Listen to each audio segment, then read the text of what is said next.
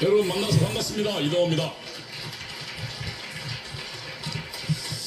저도 태어나기는 저희 아버지가 정업 출신입니다. 그리고 선생이었고 저도 정업 사내면에서 태어나서 근데 이제 학교를 경상도로 가시는 바람에 대부분 학교는 부산하고 울산에서 다녔습니다. 그래서 저는 전라도에서 태어나서 경상도에서 학교 다닌 정말 묘한 소유지인데 제 고향이 바로 이 이웃이라서 너무 감회가 새롭고 만나서 정말 반갑습니다. 오늘 목사님께서 전향에 관한 얘기를 하셨습니다. 제가 전대협 연대사업국장입니다. 연대사업국장이라는 것은 통일전선 사업을 하는 겁니다. 그러니까 사실은 전대협 내에서 굉장히 높은 자리입니다. 한 의장 빼고 한 두 번째, 세 번째 정도 자리입니다. 제가 주로 했던 게 야당 정치인들, 이제 김대중, 김영삼 씨 만나고, 그 다음에 지금 민주운동 장기표, 그 다음에 죽은 이런 사람들을 만나서 연대 사업을 하는 것이 제 일이었습니다. 그래서 그렇게 하다 보니까 제가 김대중 씨를 1대1로 만난 게 20번이 넘습니다. 김대중 씨의 동교동 집에 들어가서도 만났고요. 그리고 거기서 같이 1시간, 2시간 같이 밥 먹기도 하고요. 서교호텔에서도 만나고요. 당사에서 만났습니다. 근데 제가 분명히 말씀드릴 게 있습니다. 제가 월간조선에도 이 이야기를 한 적이 있습니다. 공개적으로요. 김대중 씨는 저를 만날 때 당시에 북한의 지도부가 대남사업 지도부가 한국민족민주전선이라는 것입니다. 그것이 당시 주사파들의 지도부였습니다. 그 지도부가 당시에 구국의 소리 방송이라는 것을 통해서 구체적인 혁명론과 혁명론뿐만 아니라 구체적인 혁명의 전술과 구호까지 전부 지령했습니다. 그래서 연세대학교 내에서도 그 구국의 소리 방송을 청취팀이 있었습니다. 5개 팀이 24시간 청취했습니다. 그래서 그걸 전부 타이핑했습니다. 그리고 그 내용을 실행하려고 무지했었습니다. 근데 저는 김대중 씨가 20번 만났는데 김대중 씨 저보고 분명히 이렇게 이야기했습니다. 동지, 한민전이 이렇게 이야기하지만 무슨 이야기냐면 한민전의 지령을 이해하고 있다는 얘기입니다. 한민전이 이렇게 이야기하는데 우리가 지금 거기까지 가면 국민들로부터 외면당하니까 절반만 나갑시다. 이게 저와 김대중이 마주 앉아서 했던 나눈 대화들입니다. 이런 사람이 대한민국의 대통령이 됐던 것입니다. 제가 분명히 말씀드릴 수 있습니다. 김대중은 단 한 번도 전향한 적이 없습니다. 그는 북한의 지시를 받는 사람이었다고 분명히 말할 수 있습니다. 제가 그 증인입니다. 저는 월간조선의 이야기를 분명히 대담으로 기사하고 했습니다. 한 번도 김대중 씨 측에서 저에게 항의하는 사실을 본 적이 없습니다. 그리고 또 하나 말씀드리겠습니다. 여러분, 만일 전향을 한다면 바울처럼 해야 됩니다. 사울이 바울이 된 것처럼 자기가 했던 것이 부끄러워야 됩니다. 저는 이 자리에 있을 때마다 과거 제가 주사파 있던 사실이 정말로 부끄럽고 창피하고 몸둘 바를 모르겠습니다. 내가 왜 그 이승만을 몰랐던가? 내가 왜 박정희를 적이라고 생각했던가? 그것이 부끄럽고 치욕스럽습니다. 저는 전향이 그거라고 생각합니다.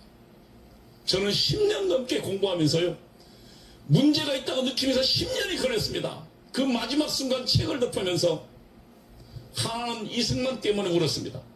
하나님이 이 정말 아무것도 없는 나라에 이승만이라는 사람을 준비해 주셨구나.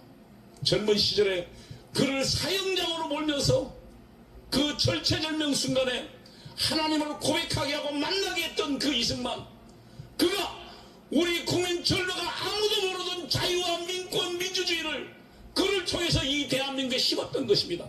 그것이 고마웠고, 두 번째는 이 나라를 그 전쟁 통해서 구원했던 그 하나님의, 그리고 이 땅에 아무것도 모르는 이 땅에 왔던 선교사들 목숨 걸었던 그분들이 고마웠습니다. 그리고 다시 저를 보니까 제가 저주스러웠습니다. 저는 저의 과거의 잘못들을 여러분께 고백하는 것이 저의 책무라고 생각합니다. 이것이 전향이라고 생각합니다. 저는 그래서 아까 목사님 말씀처럼 김대중은 절대 않고 전향하지 않았다. 그는 끝까지 그리고 그는 10억 불 정도가 간 걸로 합니다. 북한에. 그 돈이 우리에게 핵폭탄으로 나고왔습니다. 그것이 어떻게 전향한 사람이 그는 대한민국의 적군을 돕는 일을 했던 것이라고 저는 분명히 말씀드릴 수 있습니다.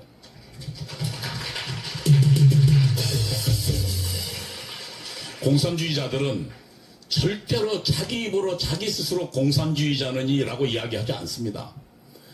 그들의 말의 의미를 찾아 들어가면 그들의 뜻을 바라볼 수 있습니다. 제가 어제 말씀드렸습니다. 공산주의자는 적어도 아로 단계 아니면 내가 주체사상 신봉자라고 밝히지 않습니다. 아로라고는 이석기가 있던 그 조직이 아로입니다. 그러니까 리볼루셔너리 오가니제이션, 혁명가 조직, 그리고 그 위에 최상층의 VO가 있습니다. 혁명정당. 이 두 단계들만 김일성 사상을 이야기합니다. 저는 제가 김일성 사상을 배웠습니다. 김일성 사상의 핵심은 딱 하나입니다. 그 수령이 나에게 가장 중요한 정치 사상적 생명을 주었다는 것입니다. 그리고 그 수령 덕분에 나는 영생한다는 것입니다. 여러분, 이것이 어떻게 기독교 유일신 하나님과 함께 갈 수 있습니까?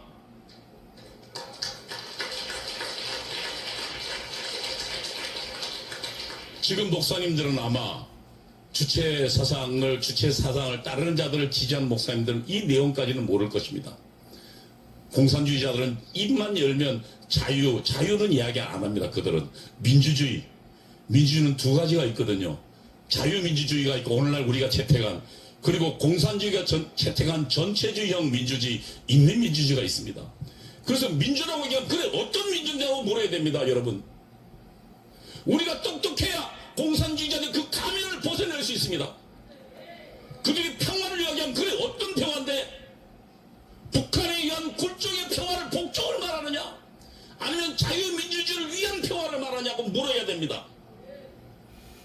인권, 그래 어떤 인권인데 김일성 부자의 인권을 말하는 거냐 라고 물을 때 주체 공산주의자들은 그들의 진면목이 가면이 벗어진다는 것을 꼭 아시기 바랍니다.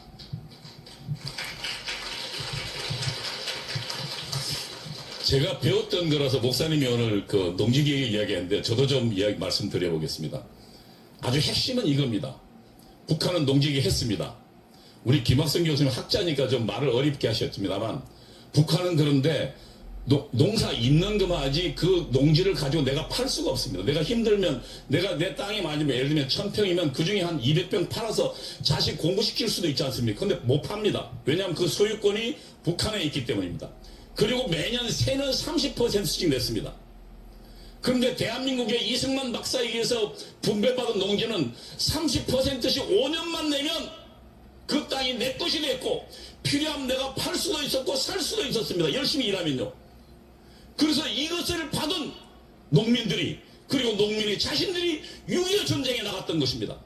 나에게 받은 이 땅을 위해서, 내 피보다 소중한 이 땅을 위해서 6.25 전쟁에 나가서 농부의 자식과 농부의 그 아들들은 6.25 전쟁에 목숨 걸고 피를 흘렸던 것입니다.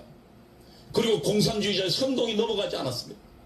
대신 대한민국의 지주계급은 몰락했습니다. 아마 이 호남 지역에서 몰락한 지주계급 많습니다. 왜냐하면 증권을 받았는데 전쟁을 치르니까 쌀값은 확 올라가는데 증권은 전부 휴지 조각 됐습니다. 그래서 대한민국의 지주는 없어져 버리고 정말로 농민들이 잘 사는 나라가 되어버린 것입니다. 그 개혁을 이승만 박사가 했던 거예요.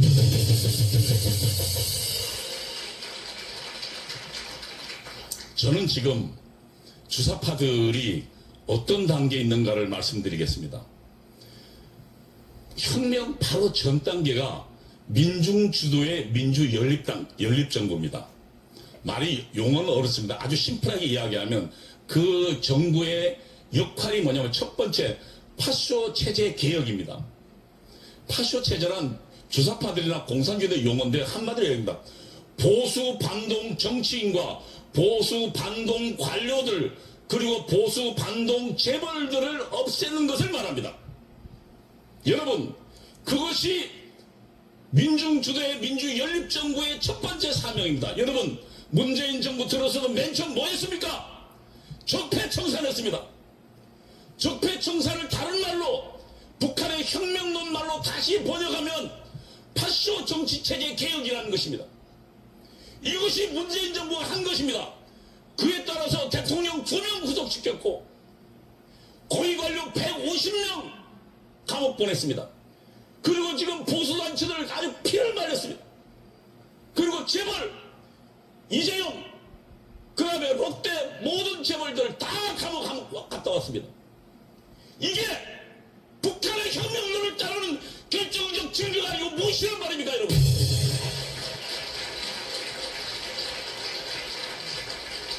다음으로 이들의 두 번째 임무가 있습니다. 이 정부에. 그게 사회정치생활의 민주화. 여러분 말은 그럴듯합니다. 근데 그 내부의 구체적 내용을 봐야 됩니다. 국가보안법 폐지. 여러분 지금 국가보안법 있어도 없으나 마찬가지입니다. 위대한 수령을 위해서 충성한다고 해도 이제는 감옥에 군대에서 해도 감옥 안 갑니다. 그리고 촛불 때 사회주의가 답이다라고 애들 고등학교 들고 나왔지 않습니까? 그 다음에 여러분 군대 내 마지막 남아있던 국가보안법을 지키는 조직이 있습니다. 그게 뭡니까? 국군 기무사입니다. 그거 문재인 정부 해체시켜버렸습니다. 검찰, 경찰 지금 전부 보안경찰들 다 없어졌습니다. 그리고 우리나라의 최고의 국정원은 지금 보안 수사권이 이미 없어졌습니다. 경찰로 가 있습니다. 누구 좋으라고? 저는 문재인 정부에게 분명히 경고합니다. 그리고 분명히 말씀드릴 수 있습니다.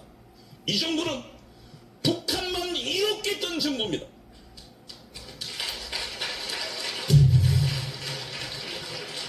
이제 이번이 대통령 선거 며칠 남지 않았습니다.